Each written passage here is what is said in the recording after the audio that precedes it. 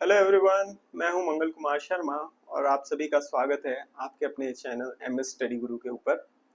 आज के इस वीडियो में हम बात करने वाले हैं नेशनल एजुकेशन पॉलिसी 2020 के लेटेस्ट पीवाईक्यूज जो दिसंबर 2025 के एग्जाम में पूछे गए थे। तो ये काफी यूजफुल सेशन आप लोगों के लिए रहने वाला है। इसमें काफी सारे नए कॉन्सेप्ट्स के बारे में हम जानेंगे। जो कॉन्सेप्ट्स आपके लिए नए हैं उन्हें आप साइड बाय साइड नोट करते रहिएगा। अगर आप ऑलरेडी इस टॉपिक के नोट्स बना चुके हैं तो उन्हीं नोट्स में आप इन चीजों को भी इंक्लूड कर लीजिए, जिससे कि एग्जाम से पहले सारा स्टडी मटेरियल कंपाइल्ड फॉर्म में आपके पास हो। सेशन को शुरू करने से पहले मैं आपको बताना चाहूंगा कि हमारा यूजीसी नेट पेपर 1 का कोर्स लाइव है। अगर अभी तक आपने कोई कोर्स ज्वाइन नहीं किया है तो अब इसके बाद कोई टाइम नहीं होगा जब आपको कोर्स ज्वाइन करना है।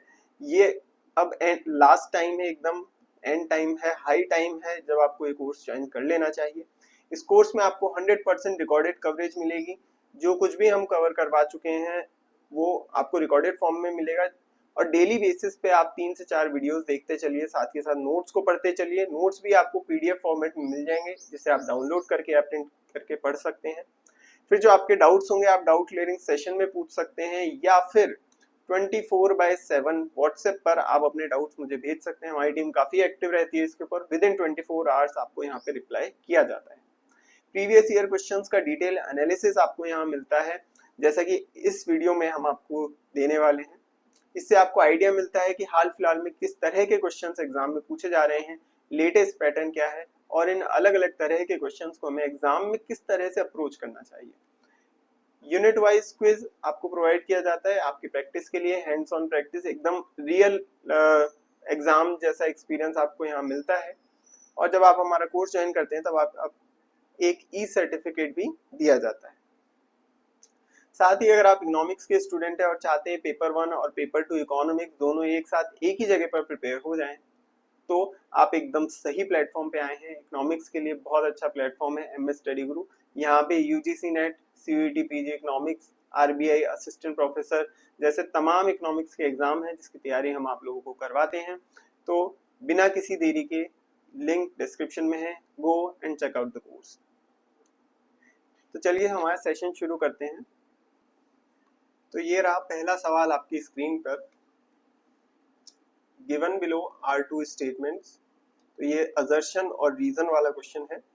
असर्शन और रीजन के क्वेश्चन को करने की जो ट्रिक है मैंने आपको बताई थी कि आपको सबसे पहले ये देखना है कि असर्शन सही है या गलत है।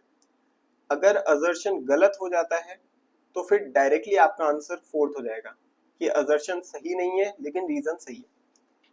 अगर असर्शन गलत हो जाता है, फिर से बता रहा हूं, अगर असर्शन गलत हो जा रहा है तो आंसर आ जाएगा, लेकिन अगर असर्शन सही है तो फिर हमें रीजन देखना होगा।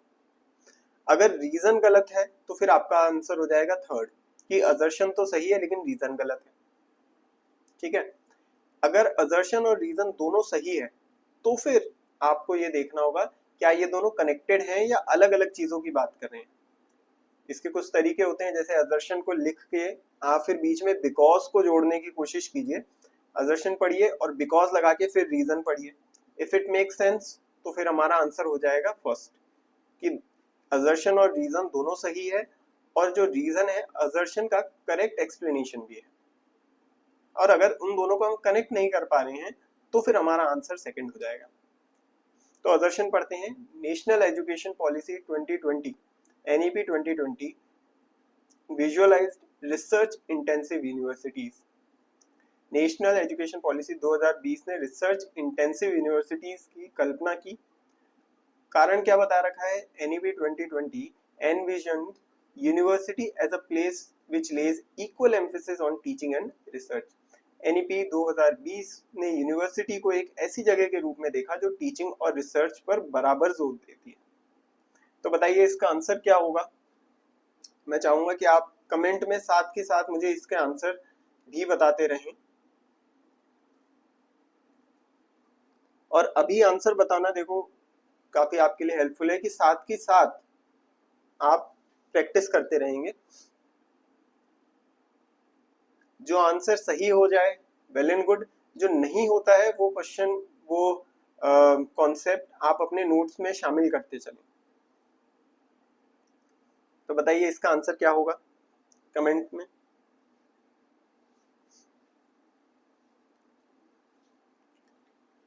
Very good. चलिए तो इसका आंसर देखते हैं।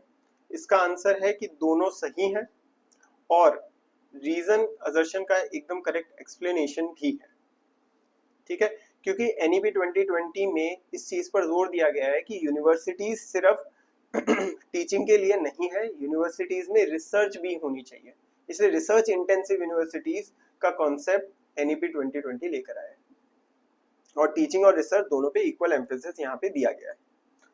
Next question, as per the recommendation of National Education Policy 2020, all standalone teacher education institutions will be required to convert into multidisciplinary institutions by national education policy 2020 की सिफारिशों के अनुसार सभी stand alone teacher education institution को इस तारीख तक multi disciplinary institution में बदलना होगा। मल्टी डिसिप्लिनरी इंस्टीट्यूशन यहाँ पे एक से ज्यादा डिसिप्लिन है। तो बताइए इसका आंसर क्या होगा, कमेंट में बताइए। फर्स्ट, सेकंड, थर्ड या फोर्थ, 2025 तक, 2030 तक, 2035 या 2040 तक।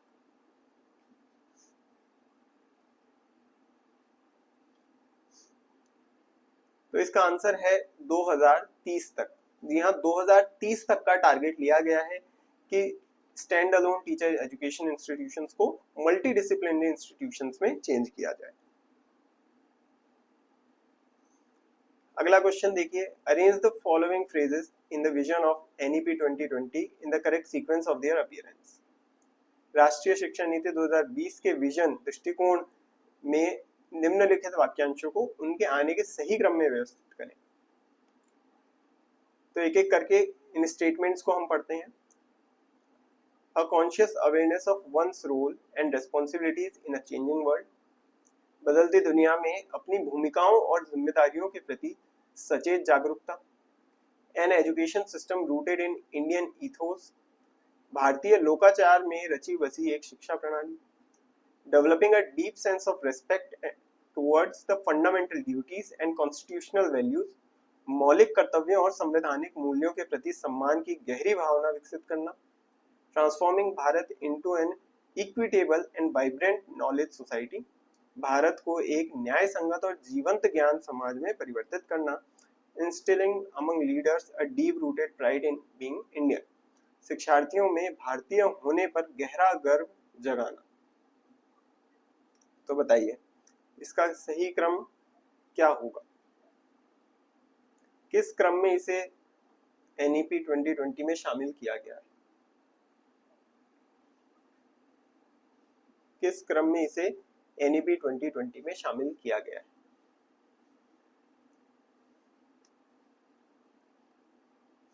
तो इसका आंसर है फोर्थ। सबसे पहले हमने ये बात कही कि हमें एक ऐसा एजुकेशन सिस्टम चाहिए जो भारतीय लोकाचार के अनुसार हो, भारतीय लोकाचार की एक शिक्षा प्रणाली हो। इस तरह का एजुकेशन सिस्टम हमें चाहिए। फिर हमने कहा कि भारत को हमें एक वाइब्रेंट नॉलेज सोसाइटी में चेंज करना है, ट्रांसफॉर्म करना है। फिर तीसरी बात जिस पे जोर दिया गया कि developing a deep sense of respect towards the fundamental duties and constitutional values. मौलिक कर्तव्यों और संवैधानिक मूल्यों के प्रति जो एक सम्मान होना चाहिए उसको विकसित किया जाए। फिर conscious awareness of one's roles and responsibility in a changing world. बदलती दुनिया में अपनी भूमिका और जिम्मेदारियों के प्रति सचेत जागरूकता। और अंत में ये कहा गया कि भारतीयों को भारतीय शिक्षार्थियों में भारतीय होने पर गहरा गर्व जगाना, मतलब उन्हें अपने इंडियन होने पर प्राउड फील होना चाहिए। ठीक है, तो ये सीक्वेंस है इसका। हालांकि इस तरह के क्वेश्चंस आपको काफी कम देखने को मिलेंगे क्योंकि ये जो क्वेश्चन नंबर 3 है ये बार बार रिपीट होने वाली चीज नहीं है। ठीक है, किस सीक्वेंस में कौन सी बात आई है ये उतना ज्यादा इंपॉर्टेंट नहीं है। इसको आप अपने नोट्स में शामिल नहीं भी करेंगे तो भी ये ठीक है। फिर अगला देखिए, national education policy 2020 has entrusted dash with the responsibility to set up the standard of content, technology and pedagogy for online और digital teaching learning. राष्ट्रीय शिक्षा नीति 2020 ने ऑनलाइन डिजिटल शिक्षण अधिगम के लिए विषय वस्तु, प्रौद्योगिकी और शिक्षा शास्त्र के मानक निर्धारित करने की जिम्मेदारी डैश को सौंपी है। तो किसे इसकी जिम्मेदारी सौंपी गई है? National educational technology forum, central institute of educational technology, consortium for educational communication या फिर Indira Gandhi national open university. बताइए, राष्ट्रीय शैक्षिक प्रौद्योगिकी मंच, केंद्रीय शैक्षिक प्रौद्योगिकी संस्थान, शैक्षिक संचार कंसोर्टियम या फिर इंदिरा गांधी राष्ट्रीय मुक्त विश्वविद्यालय। क्या आंसर होगा?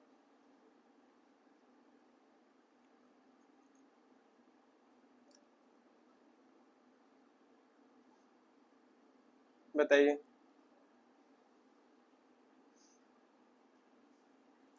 इसका सही आंसर होगा नेशनल एजुकेशनल टेक्नोलॉजी फोरम। राष्ट्रीय शैक्षिक प्रौद्योगिकी मंच को ये जिम्मेदारी सौंपी गई है।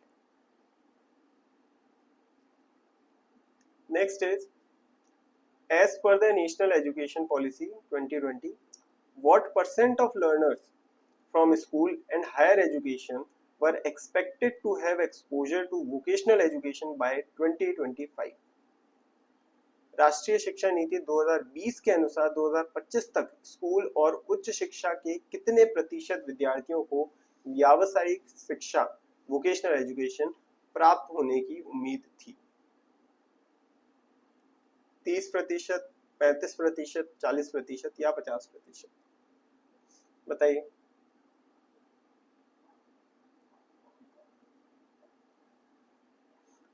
कितने प्रतिशत लर्नर्स को वोकेशनल एजुकेशन मिलने की एक्सपेक्टेशंस थी?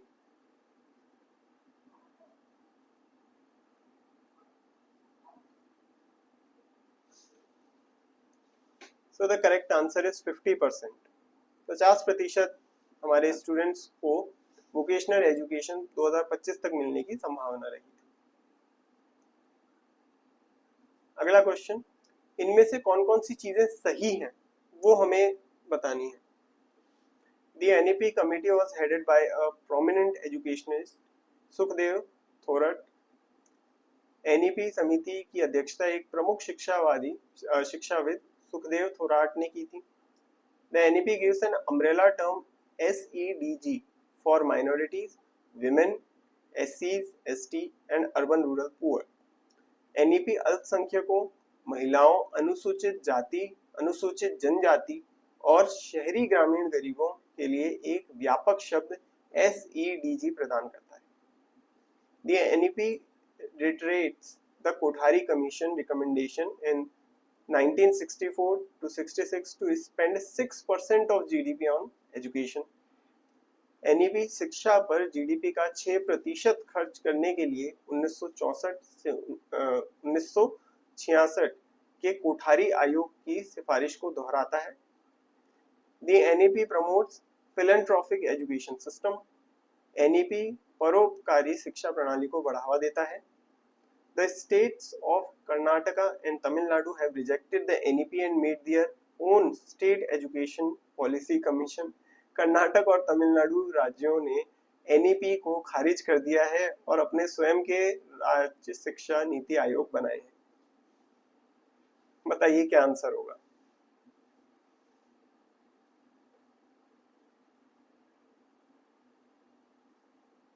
बताइए क्या आंसर होगा?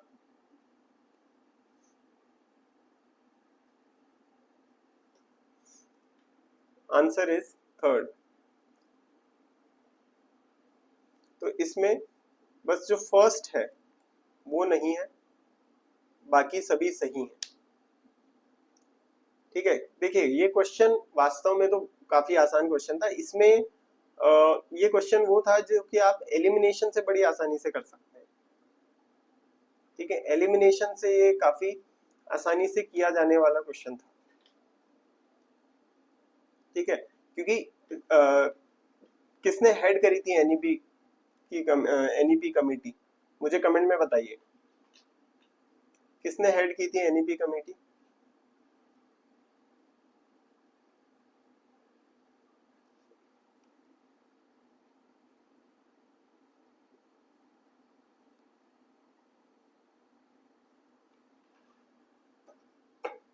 ये चीज तो सबको पता होनी चाहिए, कमेंट में बताइए।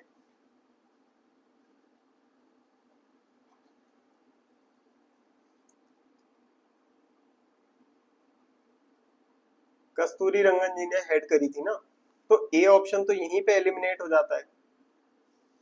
एनईपी 2020 का मतलब जब मैंने पढ़ाई थी तो सबसे पहली चीज ही यही बताई थी कि हेड कौन थे इसके, राइट? तो कस्तूरी रंगन जी ने इस चीज को हेड किया था, तो ऑप्शन 1 और 2 तो वैसे ही एलिमिनेट हो जाता है।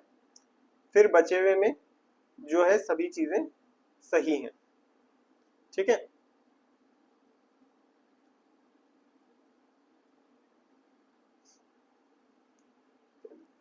नेक्स्ट देखिए,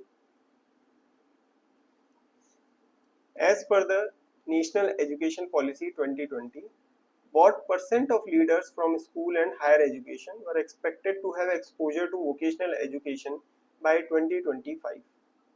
राष्ट्रीय शिक्षा नीति 2020 के अनुसार 2025 तक स्कूल और उच्च शिक्षा के कितने प्रतिशत शिक्षार्थियों को व्यावसायिक शिक्षा का अनुभव प्राप्त होने की उम्मीद थी? बताइए। अब ये सवाल का जवाब तो सभी को दे देना चाहिए, अगर इस सवाल का जवाब नहीं आया तो मतलब आपका ध्यान ही नहीं है।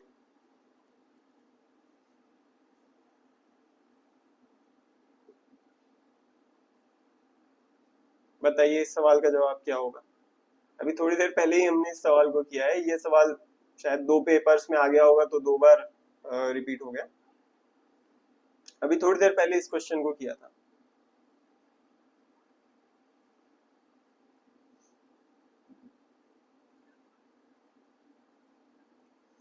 दो 2025 तक कितने शिक्षार्थियों को व्यावसायिक शिक्षा मिलने की उम्मीद थी 2025 तक? बिल्कुल, वेरी गुड। 50% स्टूडेंट्स को व्यावसायिक शिक्षा यानी वोकेशनल एजुकेशन मिलने की एक्सपेक्टेशंस थी। नेक्स्ट देखिए, करेक्ट स्टेटमेंट आइडेंटिफाई करना है। Navodaya Vidyalaya were envisaged by the NEP 1986। Navodaya Vidyalaya की परिकल्पना एनईपी 1986 द्वारा की गई थी। NEP 2020 suggest opening of PM Viksit Bharat schools in each district by 2047। NEP 2020 वर्ष 2047 तक प्रत्येक जिले में पीएम विकसित भारत स्कूल खोलने की सुझाव देती है। Operation Blackboard was launched to improve school infrastructure. School के बुनियादी ढांचे में सुधार के लिए ऑपरेशन ब्लैकबोर्ड शुरू किया गया था। NEP 2020 was written under the chairmanship of scientist K Kasturi Rangan. NEP 2020 एक वैज्ञानिक के कस्तूरी रंगन की अध्यक्षता में लिखी गई थी। Right of children to free and compulsory education act was given by prime minister Atal Bihari Vajpayee. बच्चों के लिए मुफ्त और अनिवार्य शिक्षा का अधिकार अधिनियम प्रधानमंत्री अटल बिहारी वाजपेयी द्वारा दिया गया था। बताइए।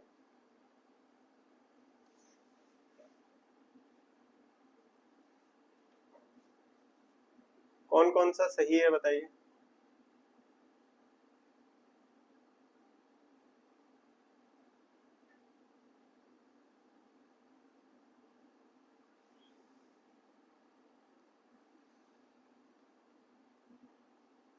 बताइए, what are the statements which are true?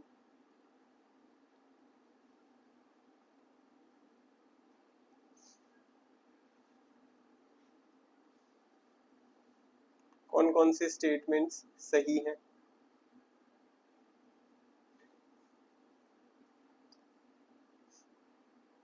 So the correct answer is A, C and D. D तो देखो, डी तो होना ही है क्योंकि डी तो मैंने अभी आप लोगों को बताया ही था। डी वाली चीज तो मैंने आपको बताई थी कि इसके हेड कौन थे, कस्तूरी रंगन जी थे, ठीक है। एलिमिनेशन से भी लगाओगे तो एक ऑप्शन तो हट गया। फिर नवोदय विद्यालय, नवोदय विद्यालय एनईपी, ये एनपी नहीं है, एनईपी होगा, यहाँ पे थोड़ा सा टाइपिंग मिस्टेक है। एनईपी 1986 में आए थे। और नवोदय विद्यालय के बारे में तो आपको पता होना चाहिए। ये एक नेशनल लेवल के जो हॉस्टल वाले स्कूल्स होते हैं, जिसमें आप ये सोच सकते हैं कि जैसा हमारी गुरुकुल परंपरा थी, उस परंपरा के ऊपर ही आधारित ये स्कूल्स हैं। तो नवोदय विद्यालय आपको बिल्कुल पता होना चाहिए,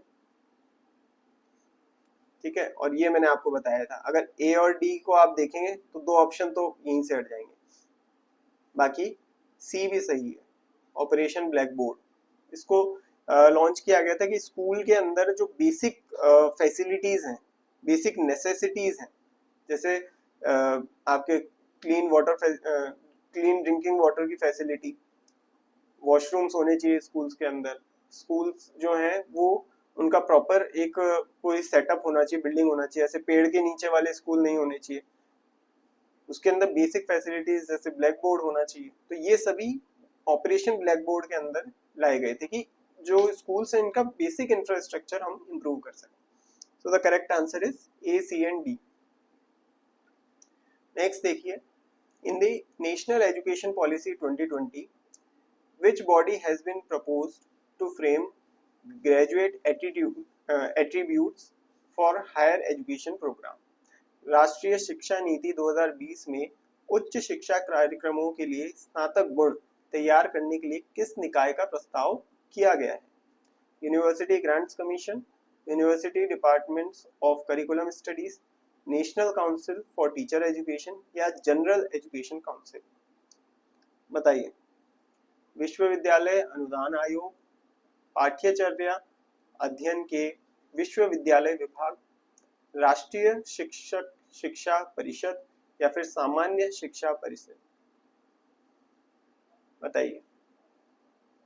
ग्रेजुएट एट्रीब्यूट्स कौन फ्रेम करेगा?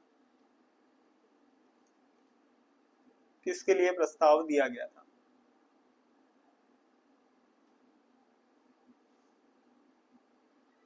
सो the correct answer is general education council.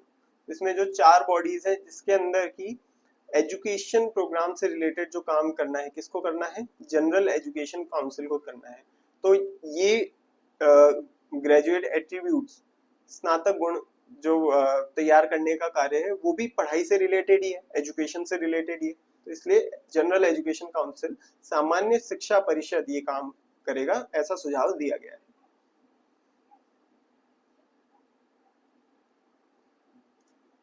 Next है, which among the following is not a fundamental principle of national education policy 2020? निम्नलिखित में से कौन सा राष्ट्रीय शिक्षा नीति 2020 का मूल सिद्धांत नहीं है?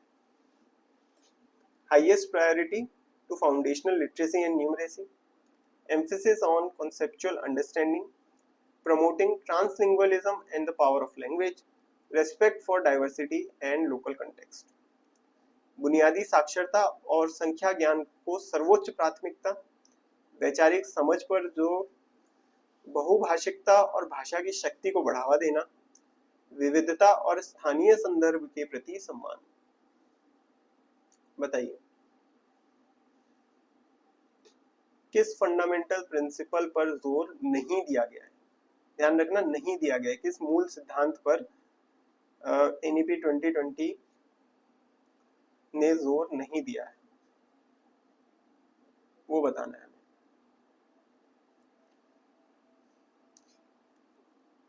कमेंट में बताइए।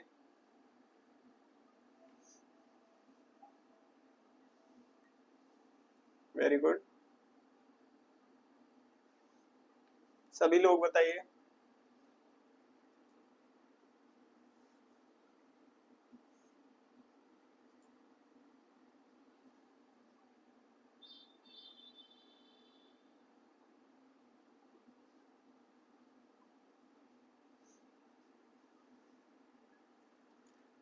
So the answer is promoting translingualism and the power of language, बहुभाषिकता और भाषा की शक्ति को बढ़ावा देना। ठीक है, इसमें से जो भी आपको नया कंटेंट लग रहा है, ठीक है, वो आपको अपने नोट्स में इंक्लूड करना है। मैंने क्लास के स्टार्टिंग में ही आप लोगों को यही बताया था कि भाई इसमें कुछ क्वेश्चंस ऐसे आपको लगेंगे है ना, कि जो आपको लगेगा कि भाई ये अब ये नया कॉन्सेप्ट है, तो पीवाईक्यूज को करने का बेनिफिट ही यही है कि जो नया कॉन्सेप्ट आपको लगता है आप अपने नोट्स में उसको इंक्लूड कीजिए। अभी तो आगे और बहुत सारे क्वेश्चंस हैं, सभी को करते हैं, जो भी आपको लगे कि भाई ये क्वेश्चन थोड़ा अलग है, ठीक है, कोई डिफरेंट है, एग्जिस्टिंग मेरे पास जो नोट्स हैं उसमें मुझे कुछ एडिशन की जरूरत है, तो उसको ऐड करते चलिएगा। चलिए नेक्स्ट क्वेश्चन देखिए। NEP 2020 proposes to set up a national assessment center in which a number of aspects of assessment have been envisioned to be addressed. Which of the following is not there in the purview of said National Assessment Center? NEP 2020 में एक national assessment centre बनाने का प्रस्ताव है जिसमें assessment के कई पहलुओं पर ध्यान देने की सोची गई है। इनमें से कौन सा नेशनल असेसमेंट सेंटर के दायरे में नहीं आता है? तो हमें बताना है कौन सा इसके दायरे में नहीं आता है। Conduct of achievement survey, preparation of guidelines for student assessment, conduct of examination at different school levels, या फिर standard setting of assessment. Achievement सर्वे करना, स्टूडेंट असेसमेंट के लिए गाइडलाइन तैयार करना, अलग अलग स्कूल लेवल पर परीक्षा करना, या फिर असेसमेंट के लिए स्टैंडर्ड तय करना। बताइए नेशनल असेसमेंट सेंटर के दायरे में क्या चीज नहीं आती है?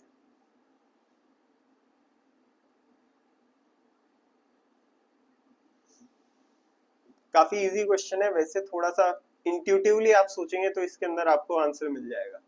मतलब आपने नेशनल असेसमेंट सेंटर के बारे में नहीं भी पढ़ा होगा तो भी ये क्वेश्चन तो कॉमन सेंस से बन जाएगा। बताइए क्या आंसर होगा इसका?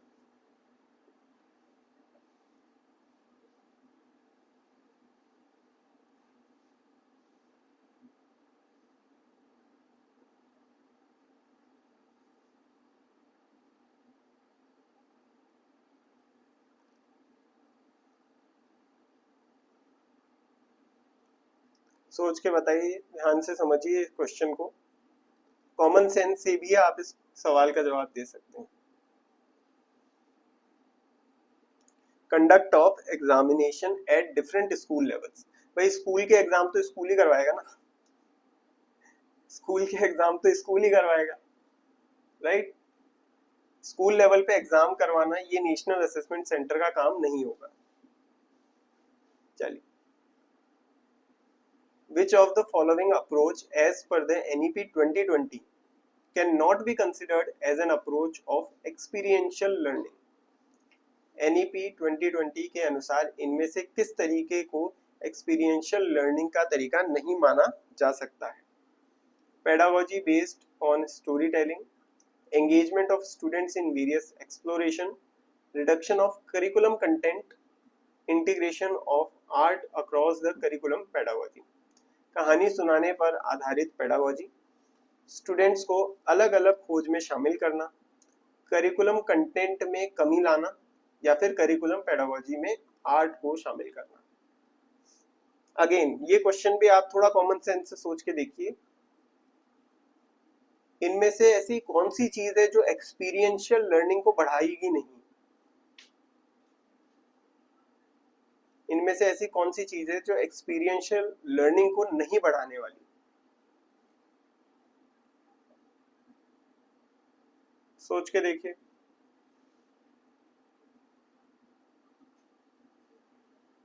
Pedagogy based on story telling, engagement of students in various exploration, reduction of curriculum content, या फिर integration of art across the curriculum pedagogy.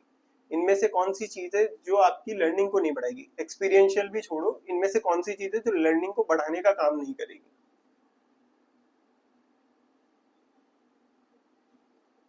बताइए।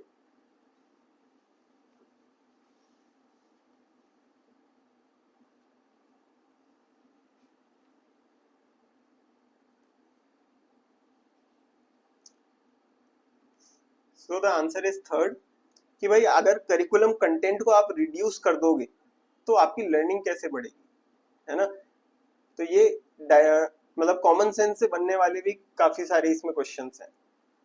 अब इसमें एग्जैक्टली आपको हर एक एक स्टेटमेंट पता हो, आपका पढ़ा हुआ हो, ये जरूरी नहीं है, बट कॉमन सेंस से भी ये क्वेश्चंस इनमें से काफी सारे बनेंगे आपके, एलिमिनेशन मेथड से बनेंगे, कॉमन सेंस से भी काफी सारे क्वेश्चन बनेंगे, और बाकी जो थियोरेटिकल नॉलेज है वो तो है। नेक्स्ट देखिए, which of the following cannot be considered to be a major shift in the recommendations of NEP 2020 with reference to earlier educational policies in the country।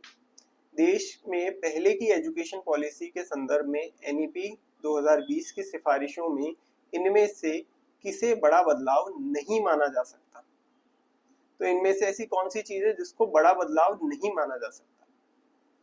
5+3+3+4 curricular structure, focus on critical thinking and conceptual understanding, promotion of multilingualism in teaching and learning, और चौथा है co-location of anganwadi केंद्र with schools in neighborhood। बताइए, 5+3+3+4 curricular structure, critical thinking और conceptual understanding पर focus करना, teaching और learning में मल्टीलिंगुअलिज्म को बढ़ावा देना, और आंगनवाड़ी केंद्र को आस पड़ोस के स्कूलों के साथ को लोकेशन करना। बताइए, इनमें से कौन सा है जिसको कोई बड़ा बदलाव नहीं माना जा सकता पहले के कंपैरिजन में? तो द करेक्ट आंसर इज को लोकेशन ऑफ आंगनवाड़ी केंद्र विद स्कूल्स इन नेबरहुड। क्यों नहीं माना जा सकता? क्योंकि आंगनवाड़ी केंद्र पहले भी थे, है ना, ये अपने आप में सभी कुछ चेंजेस लेकर आए हैं, लेकिन को लोकेशन ऑफ आंगनवाड़ी केंद्र विद स्कूल्स इन नेबरहुड ये चीज पूरी तरीके से नई नहीं है। ठीक है, चलिए आगे देखिए। The present 10+2 structure of school education will be modified as, स्कूली शिक्षा की वर्तमान 10+2 संरचना को इस प्रकार संशोधित किया जाएगा। तो बताइए किस प्रकार संशोधित किया जाएगा? 5+3+3+4, 3+2+6+4, 4+3+3+5 या फिर 4+3+4+2? बताइए, इसका आंसर तो देखो सभी को दे देना चाहिए, इसके बारे में तो आप सभी को पता होना ही चाहिए। मतलब अगर आपने वो क्लास थोड़ी सी भी ध्यान से देखी है, वो क्लास छोड़ो, पिछला क्वेश्चन भी अगर ध्यान से देखा है, तो इस सवाल का जवाब आपको पता होना चाहिए। 10+2 स्ट्रक्चर जो था उसको किस स्ट्रक्चर में चेंज किया गया है?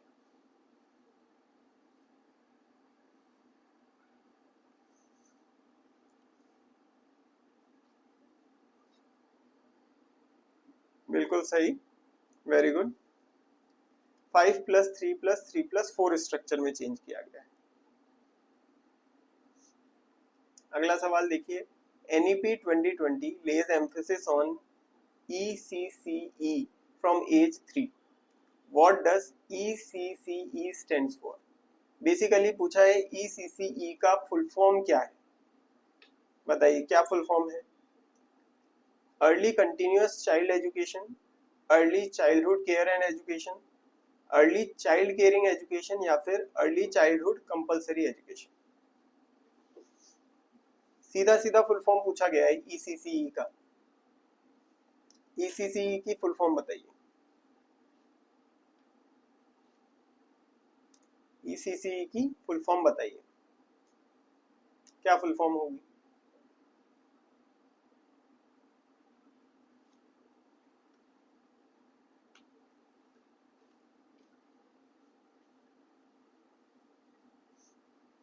So the full form is early childhood care and education. Direct question था, इसमें कुछ दिमाग लगाने वाली चीज ही नहीं थी, डायरेक्ट फुल फॉर्म। नेक्स्ट देखिए, what is the full form of ABC as per the NEP 2020? ABC का फुल फॉर्म क्या होगा वो बताना है। Assessment book of credits, academic bank of certificates, academic bank of credit, या फिर assessment book of certificates? ABC का full form क्या होगा बताइए। ABC का फुल फॉर्म क्या है? Assessment book of credits, academic bank of certificates, academic bank of credit या फिर असेसमेंट बुक ऑफ सर्टिफिकेट्स? क्या होगा फुल फॉर्म एबीसी का?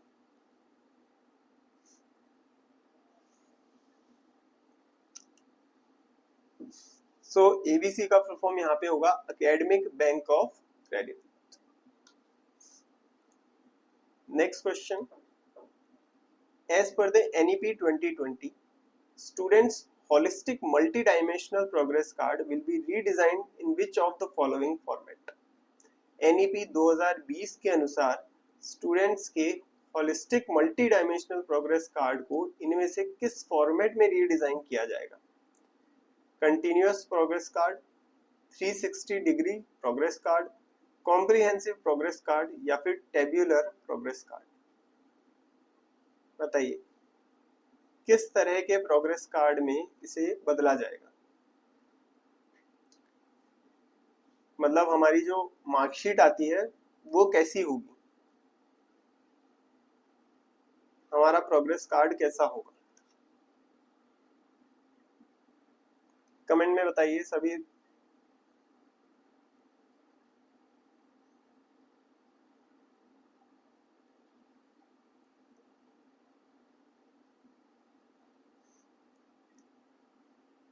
तो जो प्रोग्रेस कार्ड बनेगा, जो मार्कशीट बनेगी वो होगी 360 डिग्री प्रोग्रेस कार्ड, यानी एक होलिस्टिक मल्टी डायमेंशनल प्रोग्रेस को ट्रैक करेगी 360 डिग्री। 360 डिग्री क्या होता है? जैसे इसका मतलब हो जाता है कि सर्कल, सर्कल के अगर आप देखेंगे तो 360 डिग्री ना टोटल, मतलब हर तरफ से इसको कवर किया हुआ होगा 360 डिग्री।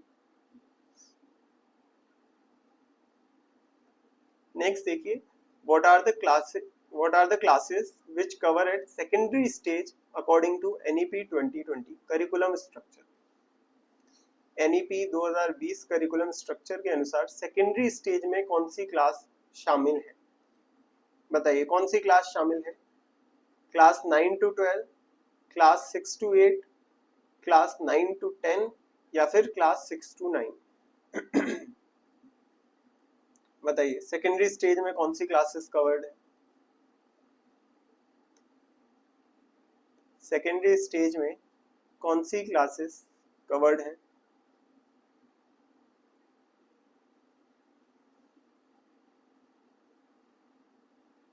सेकेंडरी स्टेज में द्वितीय चरण में कौन सी क्लासेस शामिल होंगी?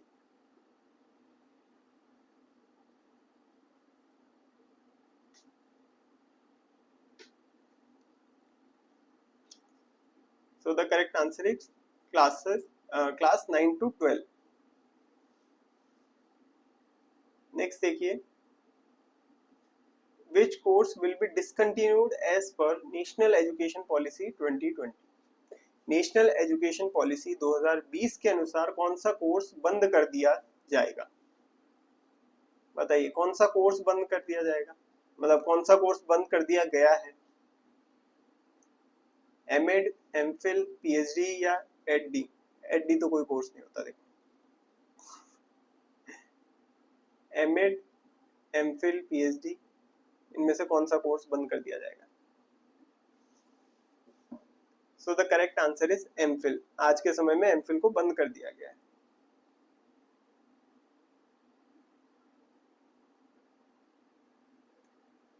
नेक्स्ट है, the structure of school learning time included in new education policy 2020 is?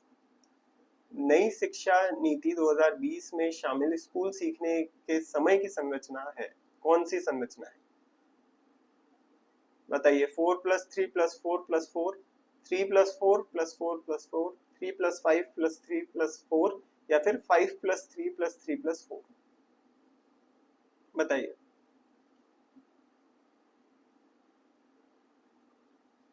5+3+3+4।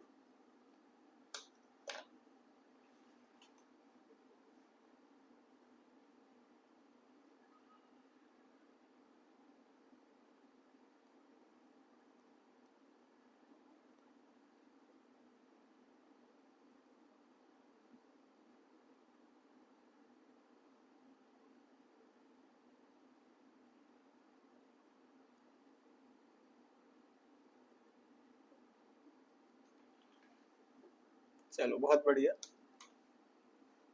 तो द आंसर इज 4, 5 + 3 + 3 + 4। तो ये बेसिकली आपको यहाँ पे ये चीज समझनी चाहिए कि ये क्वेश्चन कितनी ज्यादा बार रिपीट हुआ है, मतलब ये क्वेश्चन बहुत ज्यादा इंपॉर्टेंट है कि बार बार रिपीट हो रहा है पीवाईक्यूज में।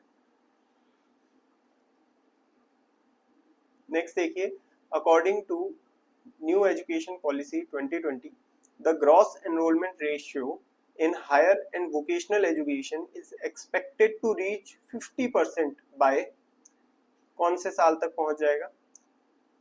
नई शिक्षा नीति 2020 के अनुसार उच्च और व्यावसायिक शिक्षा में सकल नामांकन अनुपात निम्नलिखित में से किस तिथि तक 50% तक पहुंचने की उम्मीद है?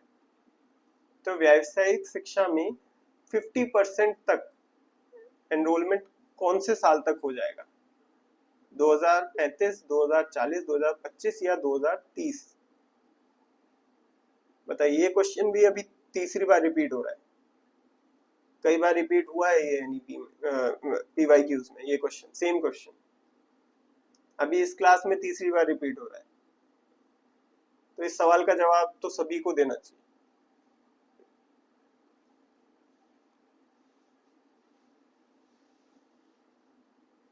बताइए क्या आंसर होगा इसका?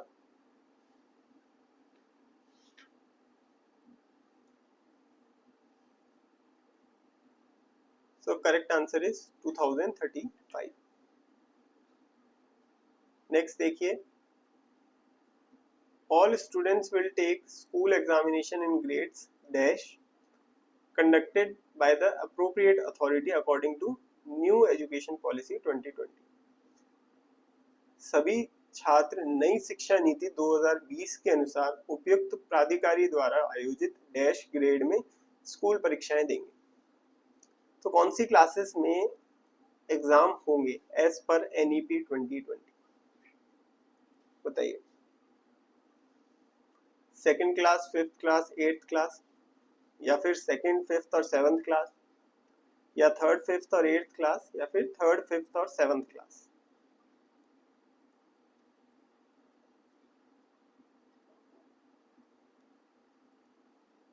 बताइए कौन कौन सी क्लासेस में एग्जाम होंगे?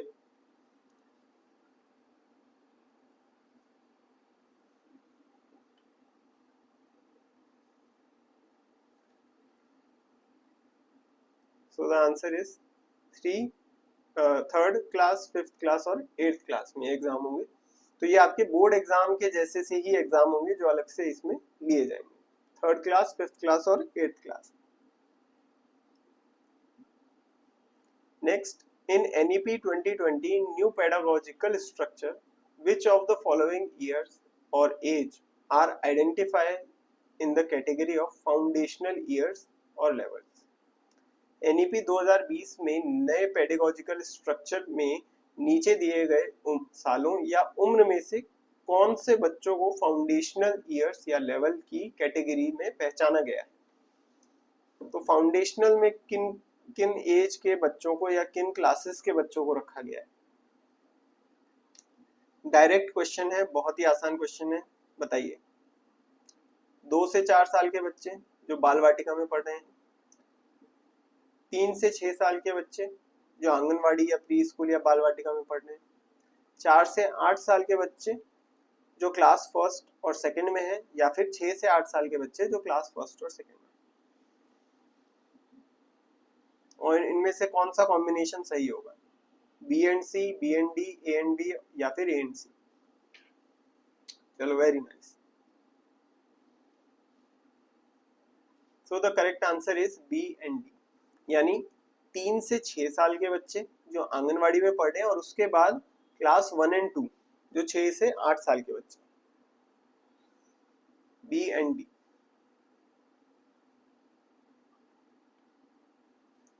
नेक्स्ट देखिए, in NEP 2020 the responsibility of early childhood care and education shall be delivered through which of the following early childhood education institution?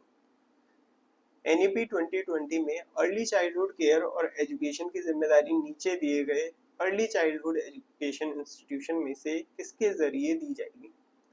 Stand alone anganwadi, anganwadi is co-located with primary schools, pre-primary schools और sections co-located with existing primary school या फिर stand alone pre-schools।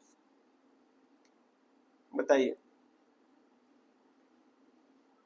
कौन सा combination सही होगा।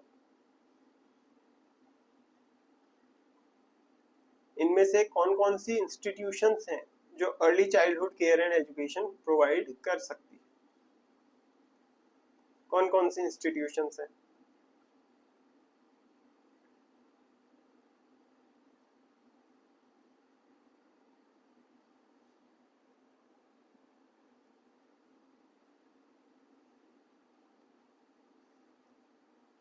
सो the correct answer is first कि या तो वो आंगनवाड़ी हो जो को लोकेटेड हो विद प्राइमरी स्कूल्स, या फिर प्राइमरी स्कूल्स विद एग्जिस्टिंग या प्राइमरी स्कूल्स और सेक्शंस को located with existing primary schools, ऐसे प्री प्राइमरी स्कूल्स हो, या फिर स्टैंड अलोन प्री स्कूल्स हो।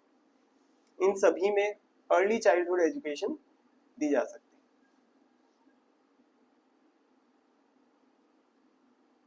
Next, which of the following national assessment centers for school education is proposed to be established as a standard setting body under Ministry of Education, formerly MHRD, by NEP 2020? स्कूली शिक्षा के लिए इनमें से कौन सा national assessment centre NEP 2020 द्वारा शिक्षा मंत्रालय पूर्व में MHRD के तहत एक स्टैंडर्ड सेटिंग बॉडी के रूप में स्थापित करने का प्रस्ताव है। NAS, NTA, परख या फिर SAS? बताइए स्कूल के लिए स्टैंडर्ड सेटिंग बॉडी कौन सी है। डायरेक्ट क्वेश्चन है, बहुत ही आसान क्वेश्चन है। NAS, NTA, परख या फिर SAS?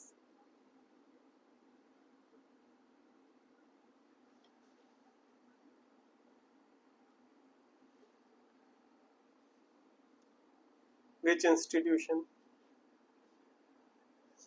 NEP 2020 में इनमें से कौन सी इंस्टीट्यूशन के बारे में जिक्र किया गया है। बिल्कुल सही, परख के बारे में डिस्कस किया गया है। परख को ये जिम्मेदारी दी गई है। परख क्या है एक बार देख लेते हैं। National assessment centre in the NEP is called परख। परख का फुल फॉर्म क्या है ये भी इंपॉर्टेंट है, इसको भी देखिए। Performance assessment review and analysis of knowledge for holistic development, समग्र विकास के लिए प्रदर्शन मूल्यांकन समीक्षा और ज्ञान का विश्लेषण।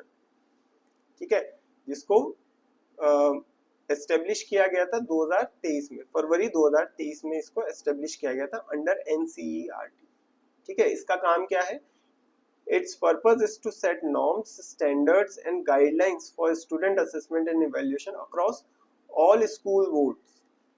ठीक है, जितने भी इंडिया में जितने भी बोर्ड्स हैं सभी के, in India to ensure quality, equivalence and focus on holistic and competency based learning। ठीक है, तो सभी स्कूल्स को इसकी बात माननी है। ऐसा नहीं है कि CBSE और RBSE मानेंगे, यूपी का जो बोर्ड है वो नहीं मानेगा। ठीक है, सभी को मानने पड़ेंगे।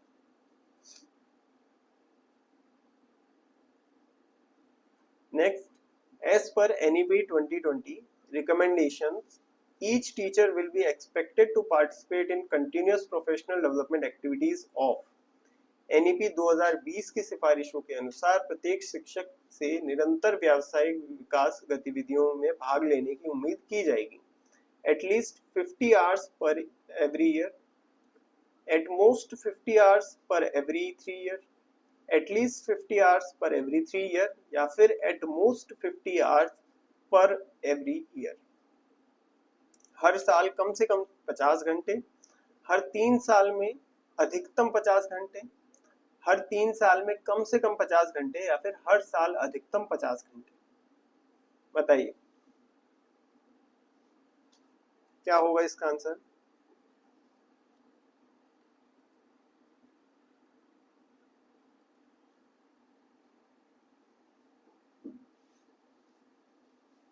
कमेंट में बताइए सभी।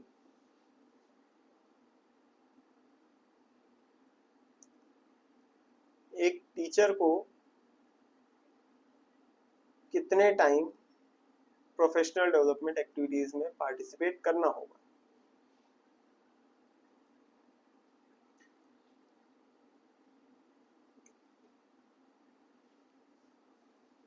क्या क्राइटेरिया है? देखो इसमें कॉमन सेंस से देखोगे तो दो ऑप्शन तो वैसे ही हट जाएंगे।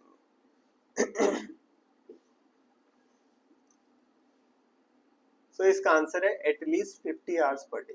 कॉमन सेंस से भी अगर आप देखोगे तो एटमोस्ट वाली लिमिट थोड़ी लगाता है कोई, क्राइटेरिया एटमोस्ट वाला तो होता ही नहीं है ना? एटमोस्ट वाला कोई क्राइटेरिया थोड़ा ही होता है। जैसे आपको यूजीसी नेट का एग्जाम देना है तो आपका क्राइटेरिया है कि मिनिमम 55% मास्टर्स में आना चाहिए।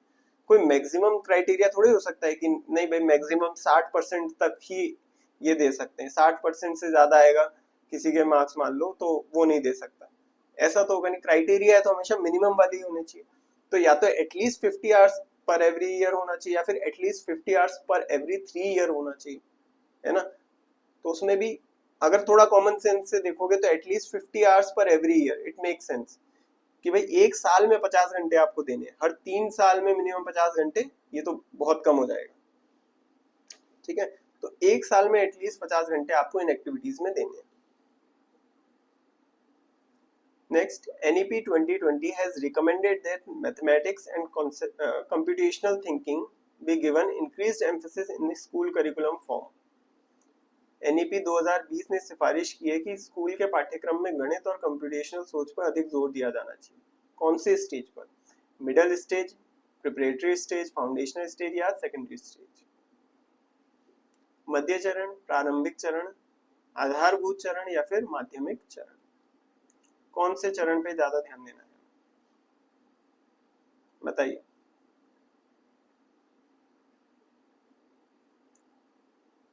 किस स्टेज पे हमें मैथमेटिक्स पे ज्यादा जोर देना है, कंप्यूटेशनल थिंकिंग पे ज्यादा जोर देने की जरूरत है बताइए?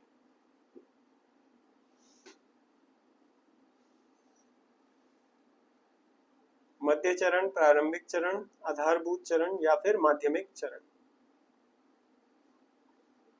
ये भी डायरेक्ट क्वेश्चन है।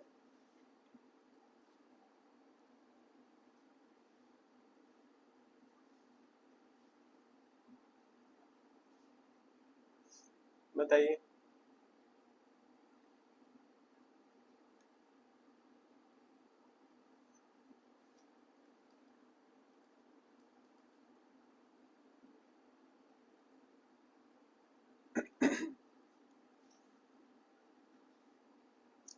सो the correct answer is foundational stage.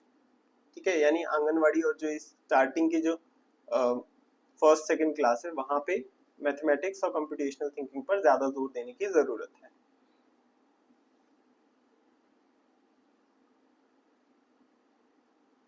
Next देखिए, NEP 2020 has recommended to include a fun project or activity on the languages of India in the school curriculum. This project will be included at कौन सी stage पे include किया जाएगा? NEP 2020 ने school curriculum में भारत की भाषाएं पर एक मजेदार प्रोजेक्ट या एक्टिविटी शामिल करने की सलाह दी है। यह प्रोजेक्ट इन जगहों पर शामिल किया जाएगा। कौन सी स्टेज पर शामिल किया जाएगा?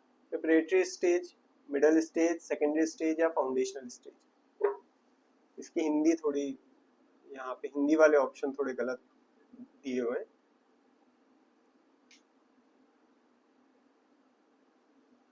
Preparatory stage, middle stage, secondary stage या फाउंडेशनल स्टेज?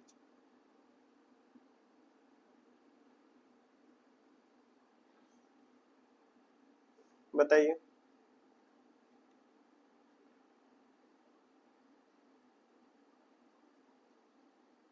कौन सी स्टेज पर द लैंग्वेज ऑफ इंडिया से रिलेटेड कोई फन प्रोजेक्ट या फन एक्टिविटी हमें इंक्लूड करनी है? मिडिल स्टेज पर। ठीक है, मिडिल स्टेज पे हमें इसे इंक्लूड करनी है। Next, NEP 2020 has recommended to set up a national assessment center as a standard setting body. Which among the following is the name of the national assessment center? NEP 2020 ने एक standard setting body के तौर पर national assessment centre बनाने की सिफारिश की है। इनमें से नेशनल असेसमेंट सेंटर का नाम क्या है? CBSE, परख, NTA या फिर NCERT? बताइए, नेशनल असेसमेंट सेंटर का क्या नाम है? CBSE, परख, NTA या फिर NCERT?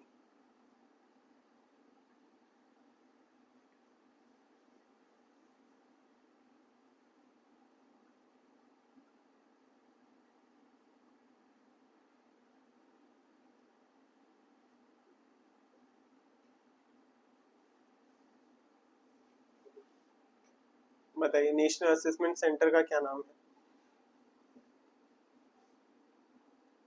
अब इस सवाल का जवाब भी आप सभी को पता होना चाहिए।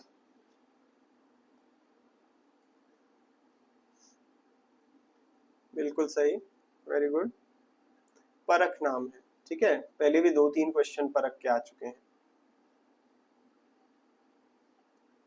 The national education policy 2020 recommends the continuous professional development programs for the school principals and school complex leaders for national education policy 2020 school principal और स्कूल कॉम्प्लेक्स लीडर के लिए कंटिन्यूअस प्रोफेशनल डेवलपमेंट प्रोग्राम की सलाह देती है।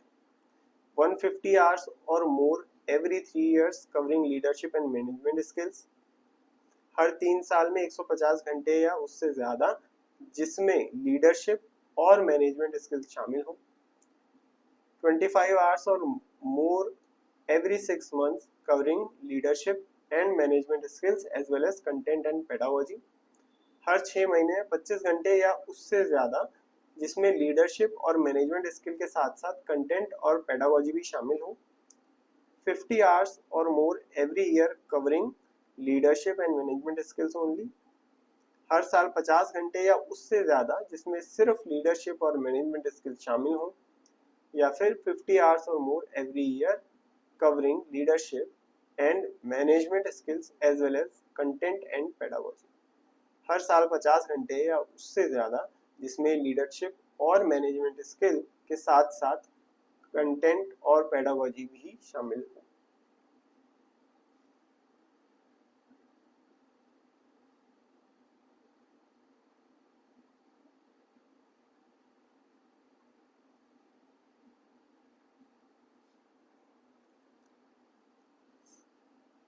तो इसका answer होगा 50 आवर्स और more every year covering leadership and management skills as well as content and pedagogy. तो काफी सारे क्वेश्चंस हमने यहाँ पे कर लिए हैं। अब आप लोगों के डाउट्स मैं यहाँ पर लूंगा।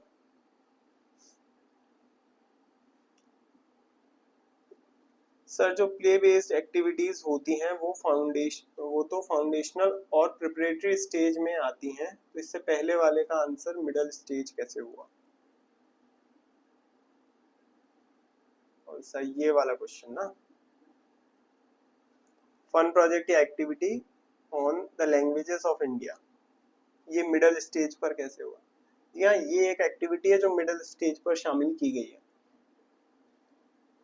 बाकी जो प्ले बेस्ड एक्टिविटीज होती हैं वो मतलब ठीक है, वो ज़्यादातर फाउंडेशनल स्टेज पे होती है या प्रिपरेटरी स्टेज पर होती है।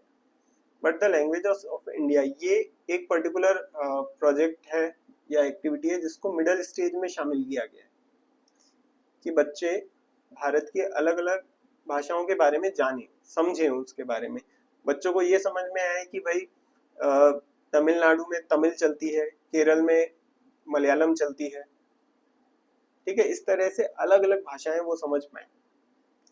और देखो इसमें भी ये चीज है कि एकदम अगर बात करोगे फाउंडेशनल स्टेज, तो फाउंडेशनल स्टेज तो बहुत ही मतलब छोटी स्टेज हो जाएगी जहाँ पे बच्चों को ये समझाना भी मुश्किल होगा कि तमिलनाडु क्या होता है ना। फाउंडेशनल स्टेज पे तो आप उनको ये समझा ही नहीं पाओगे, है ना। प्रिपरेटरी स्टेज में भी प्रिपरेटरी स्टेज भी आपकी हो जाएगी 3rd 4th और 5th क्लास। उसमें बच्चे मतलब थोड़ा बहुत समझने लग जाएंगे कि हाँ भाई देश क्या होता है, ठीक है। जो ज्योग्राफी उसमें जितनी आ जाती है थोड़ा बहुत देश के बारे में समझेंगे, उसके अलग अलग स्टेट्स और उनके बारे में उतना उनको नहीं पता होगा, मतलब वो कोर्स में ही नहीं आएगा उनके ज्योग्राफी वाले कोर्स में। तो उसके बाद के जो 3 साल है, 6, 7 और 8 क्लास, उसी में इसको करवाना मतलब लॉजिकल है। जब बच्चों को पूरी तरीके से ये समझ में आ जाए कि भाई हमारा देश जो है अलग अलग राज्यों से मिलके बना है, उसमें अलग अलग भाषाएं हैं, तो तभी इस एक्टिविटी को करवाने का मतलब है। ठीक है, चलिए, और कोई डाउट किसी का? Any other doubts?